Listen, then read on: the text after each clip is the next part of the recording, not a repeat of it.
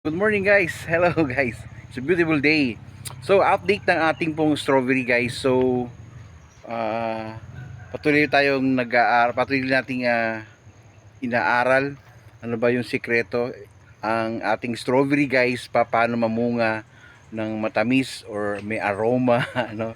Pero guys, base sa aking pag-aaral, ito pong strawberry guys, yung ating mga ginagamit, yung ating mga seedlings guys, ating mga yung ating pong fertilizer, hindi naman natin kailangan maraming fertilizer, maraming dilig.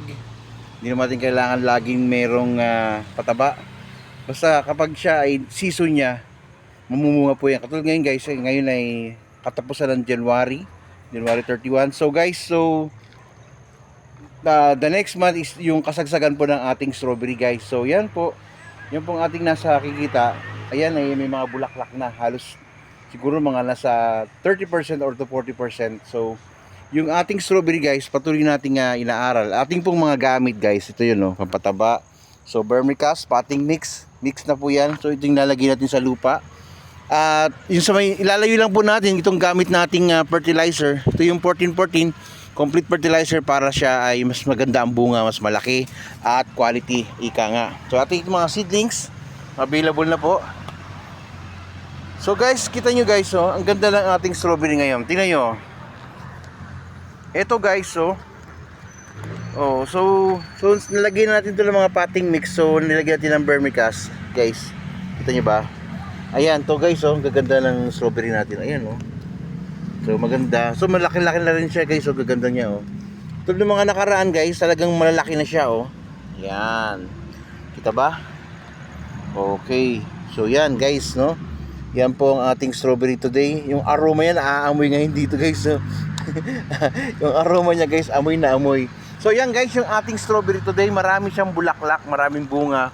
So red, mga naka-red na sila ngayon dito guys. So yan, oh. Ayan, ang gaganda nila. So yan, oh. So yung plat na to, itong plat na to, marami na siyang bunga. Ito rin guys, so ito meron na rin siya. Ito yung talagang marami na talaga guys, no. So halos lahat may bunga. Yan guys, oh. So, as you can see guys, ang gaganda nila ngayon, mas maganda sila ngayon. Ang napansin ko guys, kapag sobrang araw ng kanyang, sobrang naaarawan yung ating strawberry guys, medyo, yung doon banda guys, medyo nababansot sila. Pero hindi to guys, ang gaganda nila, oh. Dito, itong side na to. Ayan, ang gaganda nila. Kasi nga, I think mga 10 o'clock pa sila nakakaano ng araw. Pero, shaded area to, medyo shaded, pero ibig sabihin hindi 100% na may pulsan. So ito 100% na pulsan, medyo lumilit yung ating strawberry. Ito guys, oh, itong basta ito yung unang namunga ng mga nakaraan natin binablog. Okay, yan. So patuloy pa natin kinaaral ang ating strawberry. So mas maganda po yung ano, pagka magpapaseedlings tayo or magpapabunga, ilagay natin yung vermicast na pinakita ko kanina. Yung vermicast po yun, yung pure vermicast po, no, na nabibili sa Mapicon. Hindi po ako binayaran dyan para promote natin. So guys, yung ating strawberry, mas maganda siya ngayon. Mas marami. Ika nga, tingnan nyo naman guys dito, oh. Tsaka meron pa ako isang pansin guys, isang puno lang siya, ang ganda-ganda niya.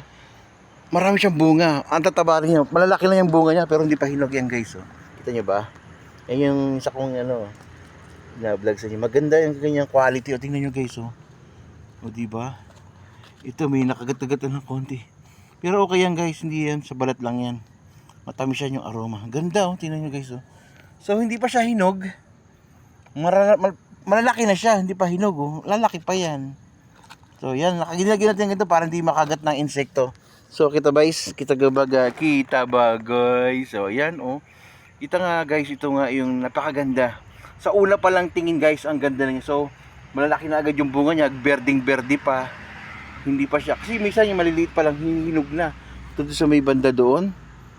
Ayan. So, sa ating mga nag-strawberry guys, ganda, oh. Ito, mga konting linis lang. Yan, mga damo-damo. Ito dyan, naglagay tayo ng mga seedlings guys, oh. Ayan, yan po ang seedlings nila. Pati doon sa kabila, kita nyo, namumunga. Nakita na yung bunga nila, oh. O yun, sa dulo, oh, mayroon na rin, oh. Ayan guys, ang laki na rin, oh. Oh, may uod. Ayan, so guys, Yan ang ating strawberry for today's video. Okay. Ngayon lang ulit tayo nagpakita kasi nga laging puro short videos ang ating ano. So medyo wala tayong ganong. So our topic today yung mas maganda po na meron tayong vermicast or sorry mayroong sobrang mainit na, medyo mga 8 o'clock na po guys. So yan. Ika nga guys yung ating strawberry. O kahit yung nasa pot guys, yung nakita nyo naman nakaraan yung nasa pasuko lang. Ang ganda. Ayan, nasa pasuko lang guys. So, yung nakaraan mayroong bunga eh. So ito may bunga, may bulaklak uli siya guys yung nasa paso. Medyo malaki siya ngayon. So pansin ko guys, kapag sa isang puno lang yan guys ha, nanganak lang sila, nanganganak lang. So yan, tingnan nyo guys oh. Pinakaraan pa. Ito, maliit lang. Sa kabila pala to. Ito guys, so mayroon pa pala oh. Hindi napansin, nahilig na. Pero maliit lang siya. Pero okay pa siya guys oh. Tingnan mo, haba ng ano niya. Ito pala sa kabila, yan oh. Ayan oh. Kabila pala. So yan guys oh, ang dami niya. Kapag mataba yung lupa na kahit nasa paso guys, namumunga siya, mas malaki rin kung complete fertilizer ang nilalagay natin. Ayan oh. 3 puno na siya. So yan guys, ang ganda kahit yung nasa paso lang guys. Kahit yung nasa pot lang, like this one guys oh.